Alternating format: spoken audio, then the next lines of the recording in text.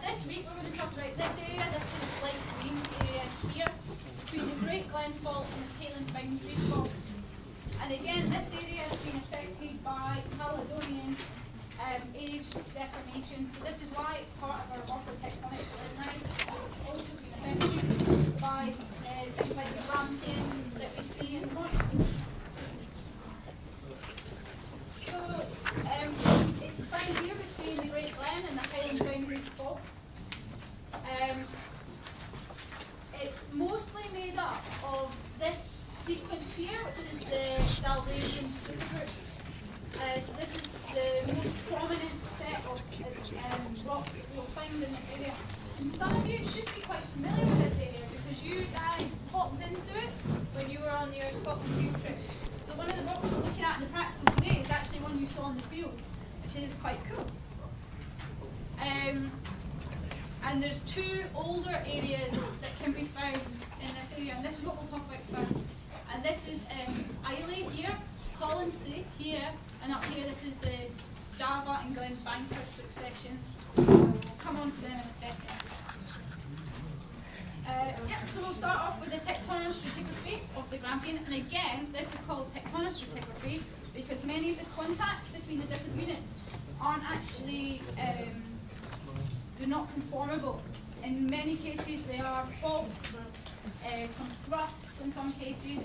So again, we're going to talk about tectonostratigraphy instead of just stratigraphy. So this is the first area of basement. This is found in Islay and Colonsay. And we know this is basement, we know it's definitely not a metasedimentary rock, they are cyanitic. You guys come across that term before, igneous? No. Vaguely, so it's like undersaturated igneous rocks, sometimes quite coarse-grained. So normally it's not so much to do with, say, extension or anything, it's more to do with remelting some sort of area of crust. But really, the best person to ask about igneous rocks is Matthew, since he knows an awful lot about it. What we find in this area is this age here, 1782. Does this kind of ring any bells? We've heard this age quite a few times now. We heard it last week when we talked about the Lionel line, and we heard it the week before when we were talking about an event in the Caledonian foreland. Can anybody remember? Laxfordian, does that ring a bell with anyone? Yeah, so again, we're seeing these Laxfordian ages here. And we see it as in metamorphism in this area as well, with amphibolite facies metamorphism. So some people have correlated this event with events that we see in the foreland, and kind of hesitantly correlated them with things in the Glenelg inlier. It's not the same as what we see in the foreland because these rocks are cyanites and some of them are metamorphosed sediments, so they're not the same as the TTG gneisses and things like that we saw in the foreland. But it could suggest a possible 1700. Remember last week we talked about provenance of the North supergroup? We said that we were seeing a 1700 spike in our uranium lead. So we could explain that by if this basement was underlying the whole area at the time the mine was deposited. The anagneiss in Ireland gives same ages, and this is something that I'll talk about briefly at the end, but it's important to remember that we aren't just looking at this small, we're not just looking at this tiny area of Dalradian stuff. These are quite extensive, these units, and they'll cover quite a lot of the northern Atlantic area. So when we're thinking about these rocks, we need to be thinking about quite a large area, and including Ireland. There's quite a large overlap with Ireland. Something that some of you might be interested in is that this Islay is where obviously Islay whiskey comes from, so things like Lefroy and things like that. So if you ever go to Islay to try the whiskey, you can also have a look at some of these basement rocks. So the other area, which is one I know quite well, is this area up here. This is the Dava succession, or the Glenbanker succession. It's normally called Glenbanker / Dava succession, but if you want to Google it afterwards, it will come up with anything really, either of those. These are much more metamorphosed than the overlying Dalradian sediments. So they're much more similar to what we were looking at last week. So probably amphib-like facies or garnet zone metamorphism. And in cases they've been quite magnetized. So this is when part of it, the rock has been melted. So you get these little streaks of melt in your rocks. In some of these rocks, sillimanite is found. So sillimanite means very high temperatures, which is very different from the rest of the rocks that we see in this area. And what's interesting about these samples is that they give this 840 age, which and an 800 age, which is quite similar to some of the ages we were finding out last week from the Neodartian. So one theory about these rocks is that these rocks are the same as these ones. So they are the same as the Moyne. So one option is that these rocks found here are the same as rocks found on the other side of the Great Glen Fault. And that's one theory. Another option is that actually this is another bit of basement that has, belongs to the Dalradian group, but is maybe similar to these, but is not the same. And those are the two options for that group of basement rocks that are found there. The other controversial thing about these rocks is what is their relationship with the overlying Dalradian group. So what we have here is 3 sketches. So the first one's up here, the second one is here, and the third one's over here. There's 3 different mechanisms to explain this relationship that we see. The first one is that the Dalradian supergroup lies unconformably on the Dava succession. So all the ages that we see within the Dava succession are only within the Dava. So the 800 age and the 840 age can only be found in these rocks here. And then up here, we only see Grampian deformation. So that's one option. And this can be found in a paper by Smith and Robertson, 1999. I think that's it. This one is probably my least favourite of the 3, because what it suggests is that this Neodartian metamorphism was felt by the whole lower package of the Dalradian supergroup. So all these sediments that overlie this Glenbanker Dava succession were also metamorphosed by this Neodartian or Neodartian age deformation. And there's problems with this, because when you're in the field and you walk from the Glenbanker succession into the Dalradian, you walk across a big massive shear, and then when you're in the Dalradian, it's quite low grade. So this is the least likely out of the 3. The third, but this is in 2 papers, so 2 different sets of authors have got this. So there probably is some evidence somewhere. It's Huyton et al. And Phillips et al. And then this is option number 3, which is more a Strachan model, which is a compromise. And it says that maybe part of the lower part of the Dalradian, maybe it felt the 800 Neodartian age metamorphism, but as we go up into the Dalradian, there was an unconformity which we can't see anymore, and then above that unconformity we can only see Grampian. So this is kind of like your compromise. Probably option 1 is the most likely, where we only see these old ages in the Dava succession, and then we see the Caledonian age deformation in the Dalradian. But there is still controversy about this. Last year at conference, somebody was still presenting this idea and saying how they thought it was true. So this is still research that's ongoing. So we don't know the answer yet, so I thought I'd put up all 3. So this brings us into the Dalradian properly. The Dalradian is all being metamorphosed now, and the whole sequence was sediments with a couple of inliers of igneous rocks, which I'll come on to. It's made up of 4 groups. The lowest one is the Grampian group, so that's quite easy to remember because we're looking at the Grampian Highlands. Appin group overlies the Grampian group, and then above that's the Argyll group, and then on top is the Southern Highland group. And what this blue line here represents is sea level change, or deepening or shallowing of the sediments. And what these sediments record is deepening and shallowing of the Iapetus Sea. So they are really important in terms of our working out what's happened to the Iapetus, how quickly it's spread, when the collision happened, because we have a record of deepening and shallowing of the Iapetus basin. So I know from speaking to some people that went to Scotland with you guys that what some of you found difficult was working out how the Dalradian fitted in with the whole picture as you were driving north. And how it fits in is here because it records the rifting and deepening of the Iapetus. So that's what it's telling us really. And it's about 30 kilometres thick, so significant thickness. This diagram is in your summary notes, so you'll be able to look at it in a wee bit more detail. So it brings us on to the Grampian and Appin groups, and these outcrop in the northern part of the Grampian Highlands, and they're probably about 8 kilometres thick or so. And the lower part of the group is dominated by samites and metaconglomerates. So we're looking at sandstones and conglomerates. What does that tell us about where we are in relation to the edge of a basin? Sorry? Yeah, so we're in a sort of alluvial fan, so we're quite close. We're not in a marine, probably not in a marine environment.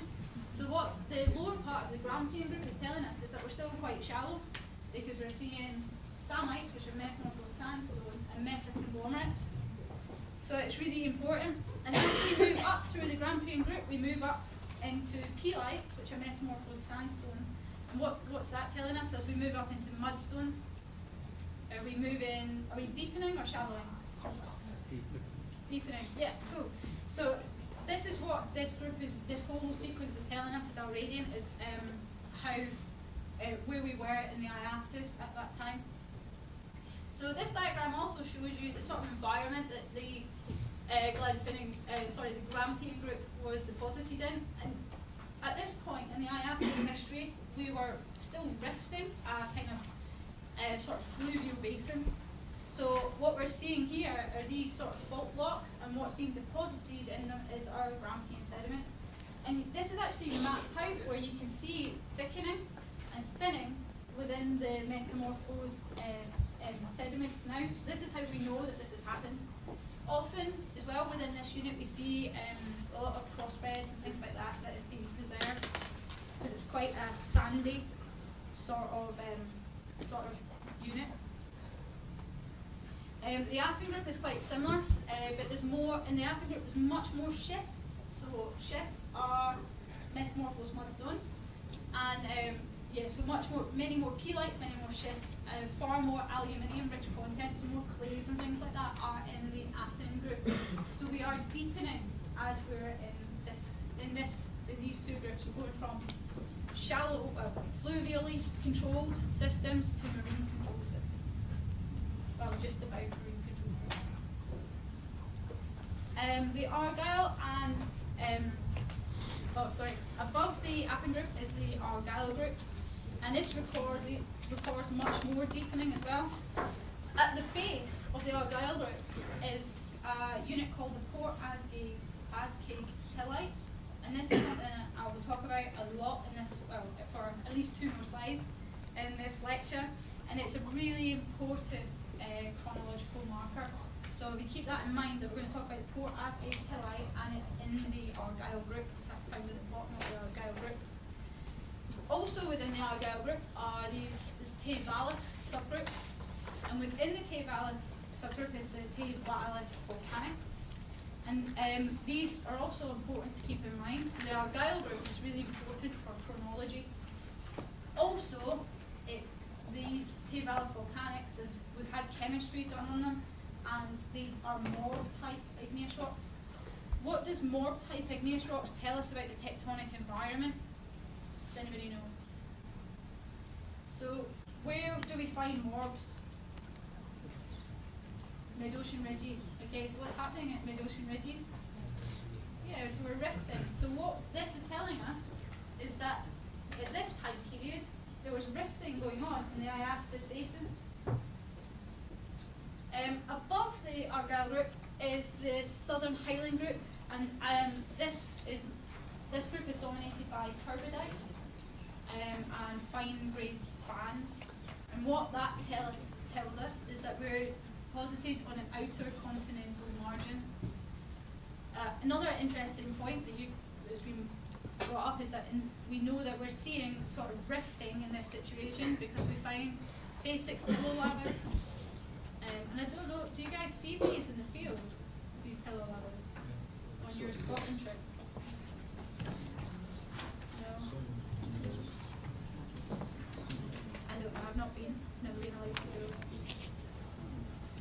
But what I'd said at the beginning of the section is that the reason why we're looking at tectonic stratigraphy instead of just stratigraphy is because there's no continuous section. In many areas, there's faults, there's thrust, things like that are splitting up this section. So we don't see any sort of continuous wall. What we do have is an accumulation of 30 kilometres of sediment, which maps the opening, or records, I should say, the opening and rifting of the Iapetus Ocean. So what we need to work out next is what age this sediment is, because we need to know when the Iapetus opened, so we can put that into our regional framework and work out the configuration of our supercontinents at that time.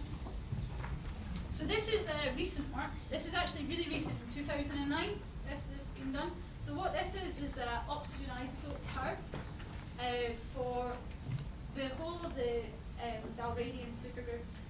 And what people had thought before was that this layer here, Port Ascaig Tilly, was 630 to 590 million years. And they kind of just correlated this by looking at the type of deposit that it was with a tillite in Norway, I think. Yes, in Norway. But in 2009, Preval did this delta carbon curve, and what it shows is that this Port Ascaig formation here is actually significantly older. It's 750 to 720, and that's actually kind of good news for us, because before that we had a lot of sediment to deposit in quite a short amount of time. So now this is a bit more realistic. The only problem is that now we have to deposit this lot of sediment between 800, because we know that that was an age from the basement, and 750. So that's maybe the only issue really with this new model. But yeah, so this is really recent work, and this paper is actually really good, and it has, and if you guys, I don't know, some of you will be doing a literature review, or somebody will be doing a literature review of the Dalradian. But if you haven't heard what that is, if you look at this paper, it's really nice. It's got loads of really good diagrams in it that you can definitely steal. This is stolen from the paper. So now we know that the Port Ascaig Tilly is about 750. We need to work out what other age chronological markers we have within the Dalradian, because this will tell us when this rifting was happening and when the Iapetus Ocean was at its deepest and how long it was an ocean for. So we know down in this area we have the Dava and Glenbanker successions that have your sort of 800, 840 deformation events. So we know that that's not seen higher up in the sequence for sure.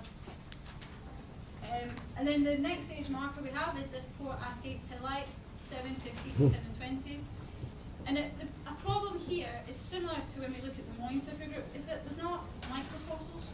We can't use fossils or paleontology at this time to work out where we are. So what we've got to use is isotopic dating. But because of the nature of these sediments, what we're left with is things like oxygen and carbon, and that's what Crave et al. Have done.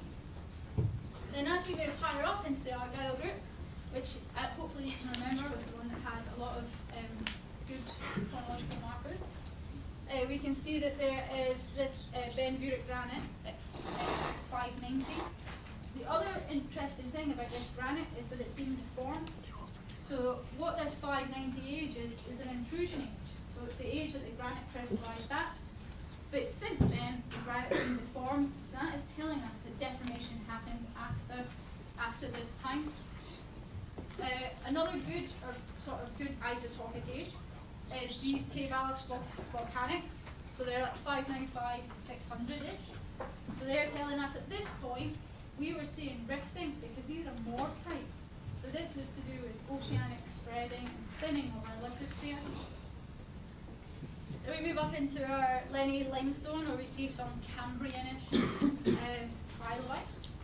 And then here we move into the McDuff slate.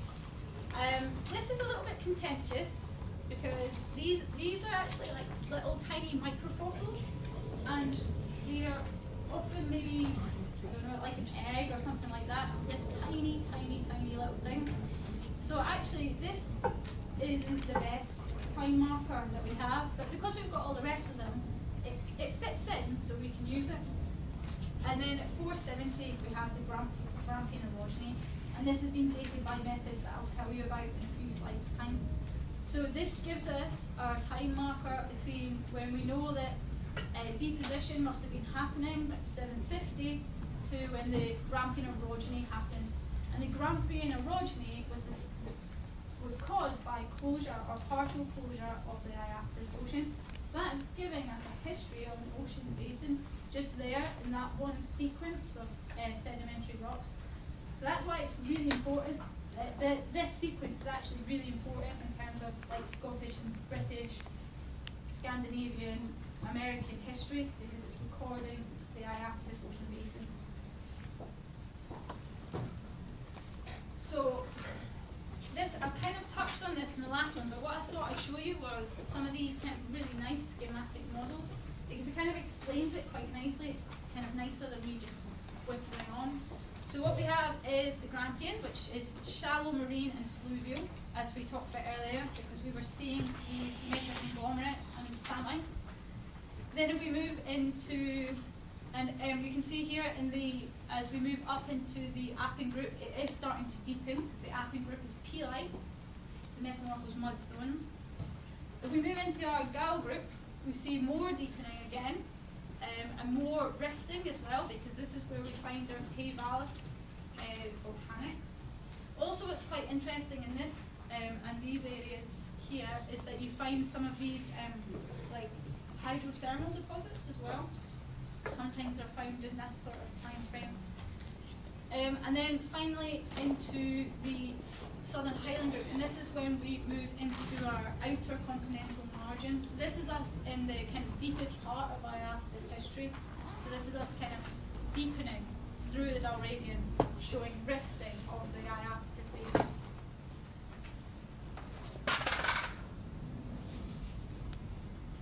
So these thick sequences require subsidence, which we've talked about through rifting, and they also require quite a large sediment supply.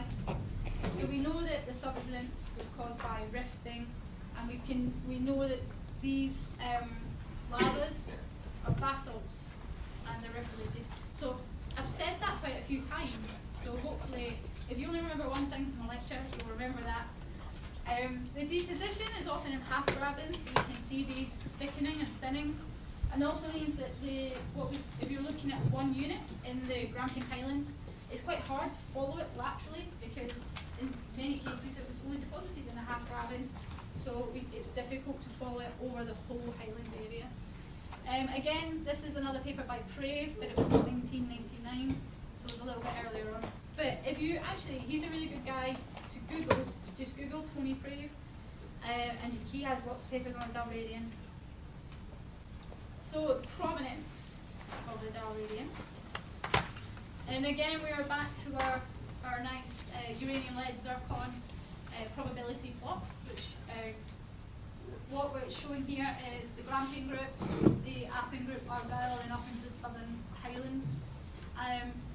So one option is that a source for our Dalradian sediments could be from the Moyne group, the Moyne supergroup, because that would be around at that time. The one issue that we have with this situation is there's no juvenile 870 zircons that are found. And you remember that 870 was quite an important age for the Moyne, because that's when the Moy-Dartian was. And that's when the Ardgur granite, so the West Highland granitic gneiss, intruded at 870. So we know that in the Moyne at that time there was compression and metamorphism. So 870 is quite important, but we don't see any 870 juvenile zircons within the Dalradian at all. But what we do see is other similarities, where we see the Grampian group is similar to the southwest of Moyne in that it gives Grenville age, so like 1200, 1100 to 1000 million years, Zircon ages. But what the Appin group went upwards is quite different. So what this could suggest is that the Dalradian was deposited in two separate basins. So like the Grampian was in one basin, and the Appin and everything was deposited in another. So that's one option that would explain this discrepancy. It could also be that during the time of deposition, it's that the things that were being uplifted and eroded changed. That's another option. You don't need to have two basins. You could just have a change in what's being uplifted and eroded. This is just kind of a sketch which demonstrates the difference in where the sediment's coming from. So what it's showing you here is that Dalradian sediment comes from a more sort of southern sort or western source, compared to the Northern Highlands and the Hebridean foreland. So I don't know if you can remember to 2 weeks ago where they talked about that perhaps the Torridonian was like the fluvial component to the Moyne supergroup. And what this diagram is saying that that is the case, that the Torridonian was fluvial and Moyne was marine. That may or may not be the case. But what it's showing here is that Dalradian is definitely different.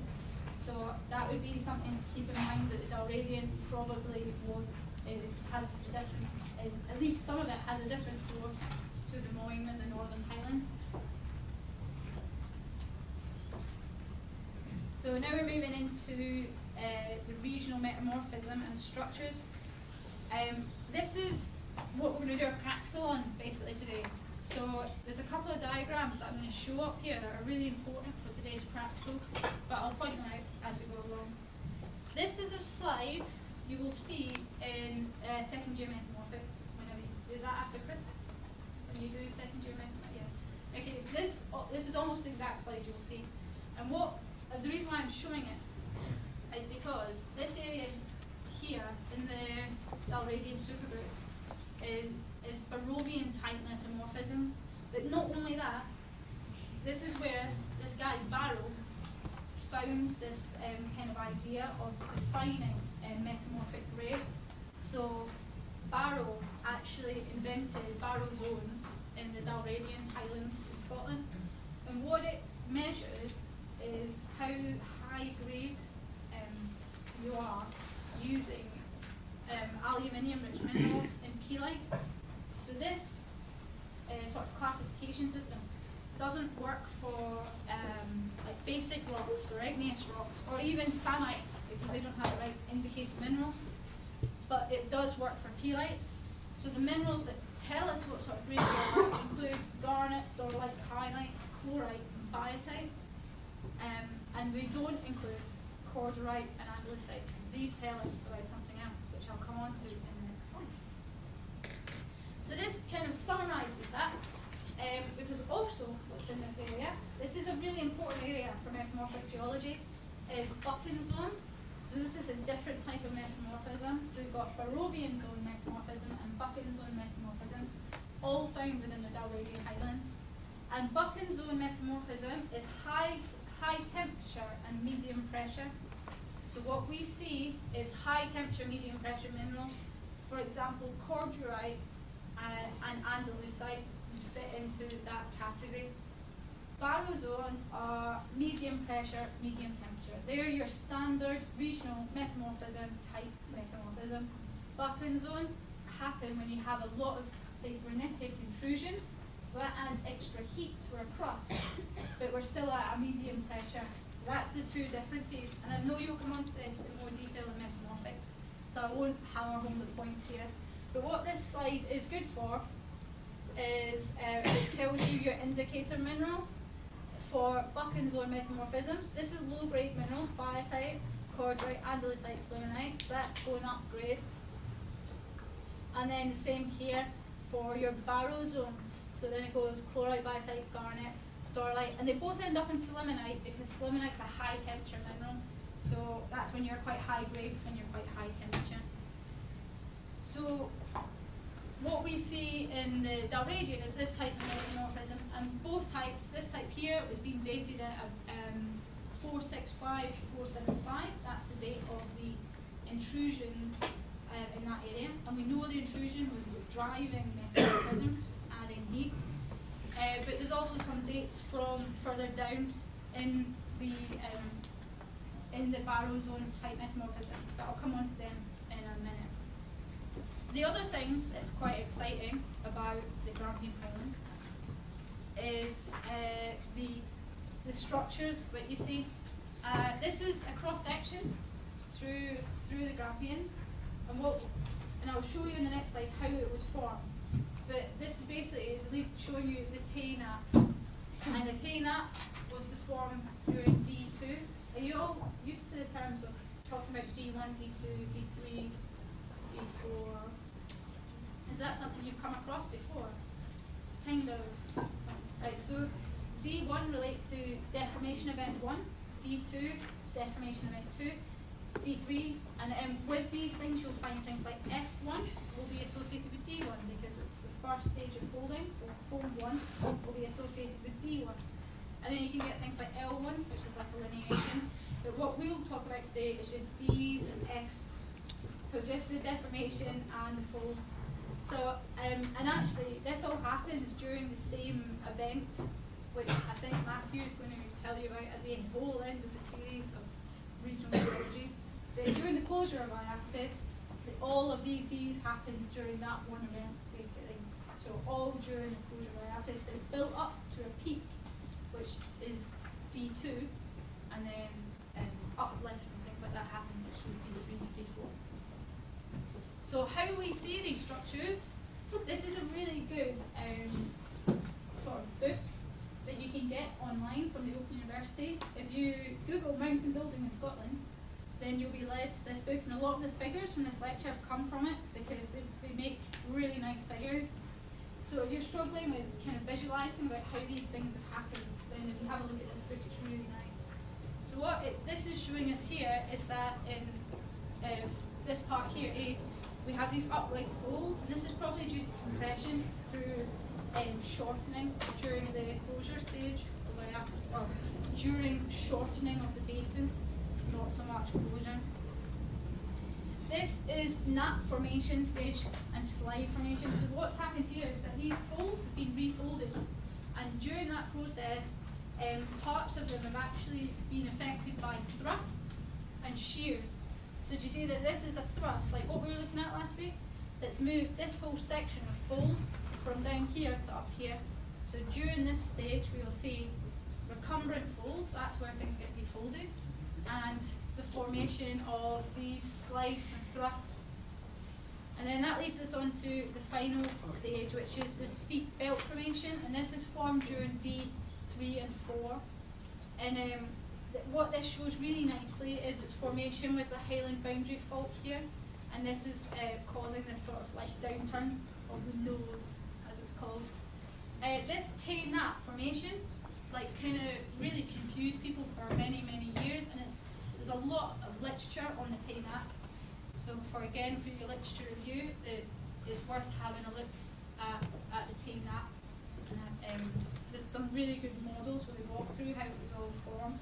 But this is the structures that we see in the Grampian Highlands.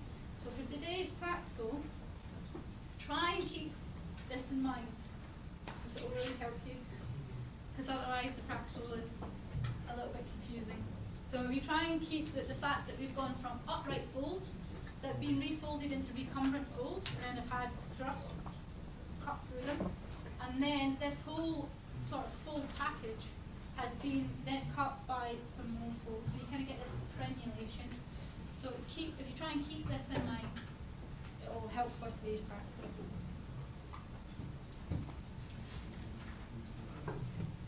So this is the age of Barovian metamorphism in the Highlands, in the Grampian Highlands, and it's it's the age of the Gabbros, which I talked about earlier. So these are the ones that are causing the Buchan metamorphism, so the high temperature, medium pressure metamorphism.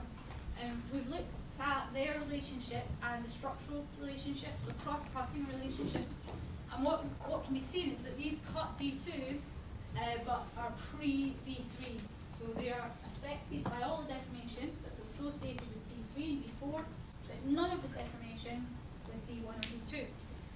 And then, just to back that up a little bit more, I've also done some uranium-lead zircon dating, which gives a 470 age, which, if you can remember from last week, was the age of our Grampian orogeny. So this is also affected by Grampian orogeny.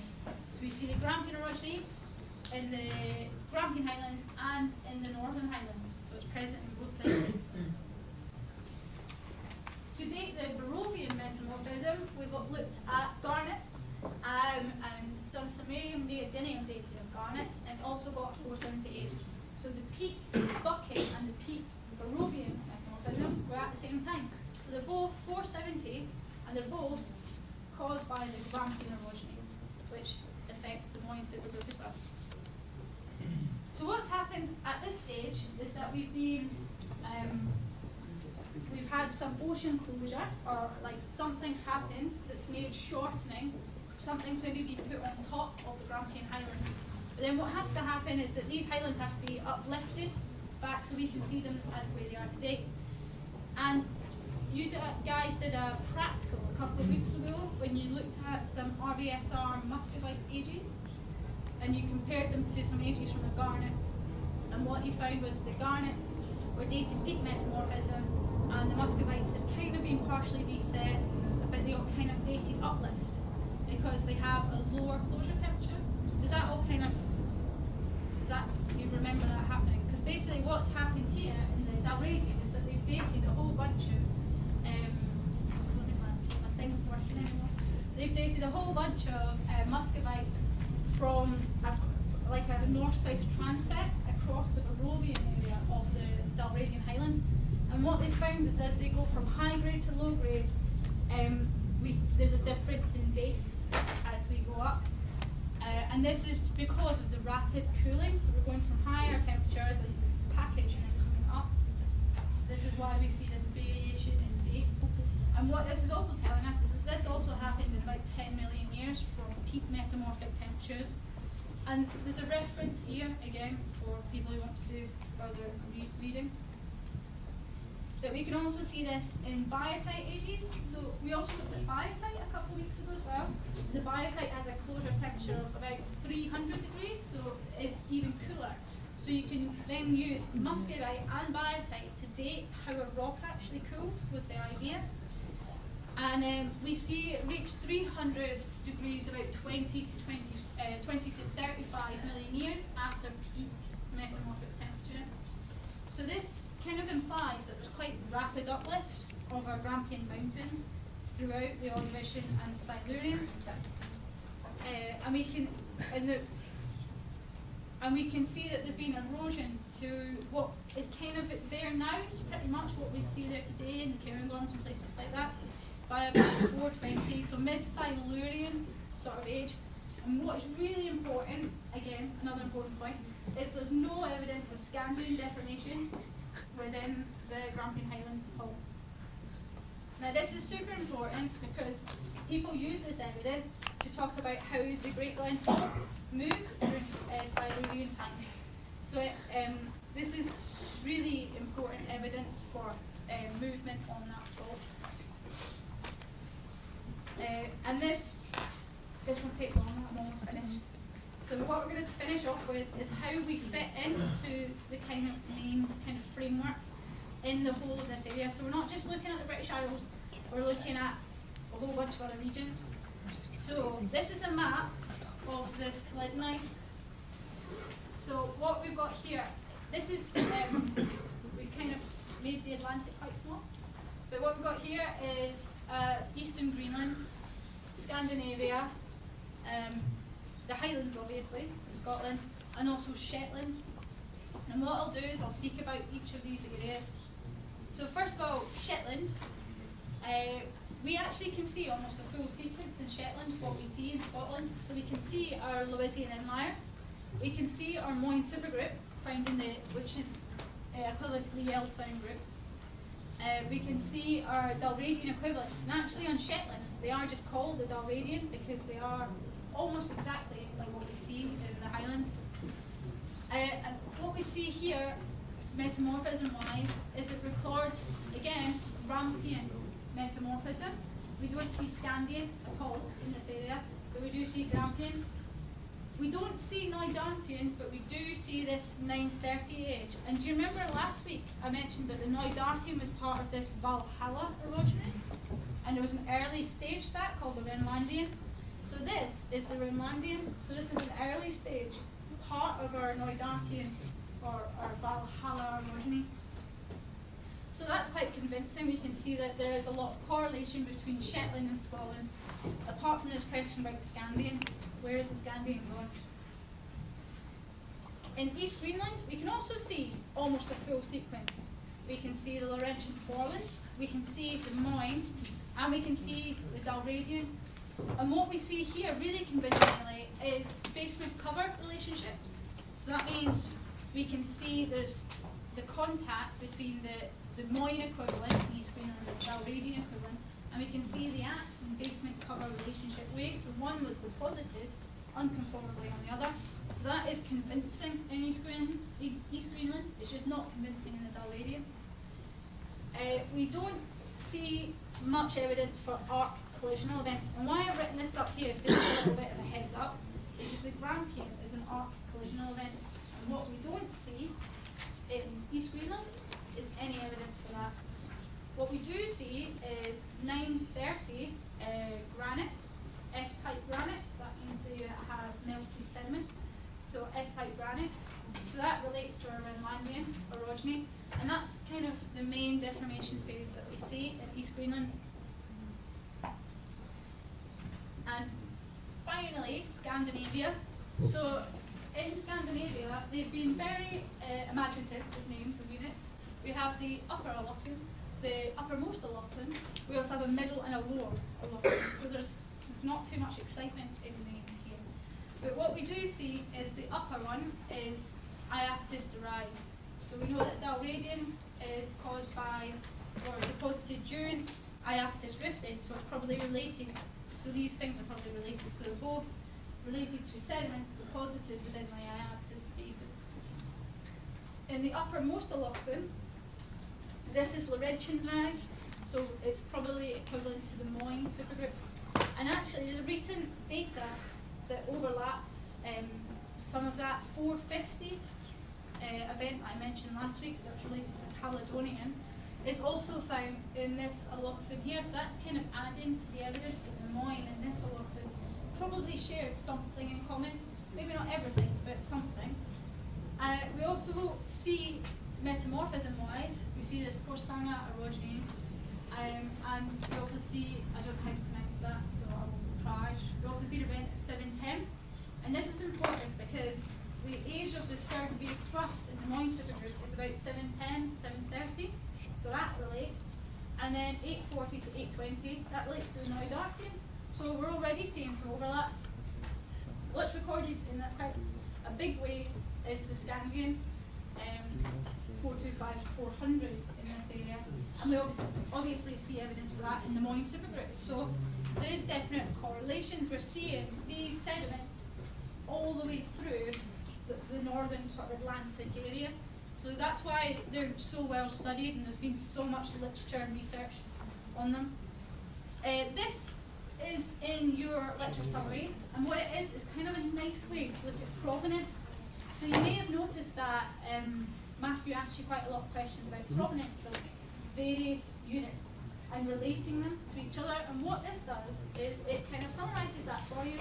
It shows you the detrital zircon age range, and then you can work out, you can just compare between the different units, and it's easier than maybe looking at all those probability plots that I was showing you earlier on in the lecture. So this is kind of good for revision, I think. But it's in your handouts. This is a kind of more complicated view of the same thing, and what this does is it links up all the things that are like, say, Dalradian, and all the bits that are, say, Moyne, and all the bits that are, say, Foreland, Hebridean Foreland, and all the symbols relate to different igneous events and different metamorphic events, and it shows you which ones correlate across the whole area.